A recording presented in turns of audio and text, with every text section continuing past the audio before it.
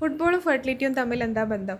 പല ഭാര്യമാരും ഇപ്പോൾ നമുക്ക് മെസ്സേജ് അയക്കുന്നതാണ്, ഡോക്ടറെ ഹസ്ബൻഡിൻ്റെ ഉറക്കം ഒട്ടും പ്രോപ്പറല്ല. ഇപ്പോൾ വേൾഡ് കപ്പും കൂടെ ആയതുകൊണ്ട് എപ്പോഴെങ്കിലുമൊക്കെയാണ് കിടന്നുറങ്ങുന്നത് എന്നുള്ളത്. ഇപ്പോൾ 4 വർഷത്തിലൊരിക്കൽ വരുന്നൊരു മാച്ചല്ലേ. അപ്പോൾ ഇറ്റ്സ് ഓക്കെ. അവർക്ക് ആവേശമുള്ള അല്ലെങ്കിൽ അവർക്ക് അത്ര ഇഷ്ടപ്പെടുന്ന ഒരു കാര്യമായതുകൊണ്ട് ലൈവായിട്ട് വാച്ച് ചെയ്യുക എന്നുള്ളതാണ് അവരുടെ ഒരു സന്തോഷം. പക്ഷേ ആ ഫുട്ബോൾ പ്ലേയേഴ്സ് നമുക്ക് തരുന്ന ഒരു മെസ്സേജ് ഉണ്ട്. ഇന്നലെ ഇപ്പം ബ്രസീലും നോർവേയും ആ ഒരു മാച്ചിൻ്റെ സമയത്ത് നമ്മൾ ഏറ്റവും കൂടുതൽ ശ്രദ്ധിക്കപ്പെട്ട ഒരു താരമാണ് ഹാളണ്ട്.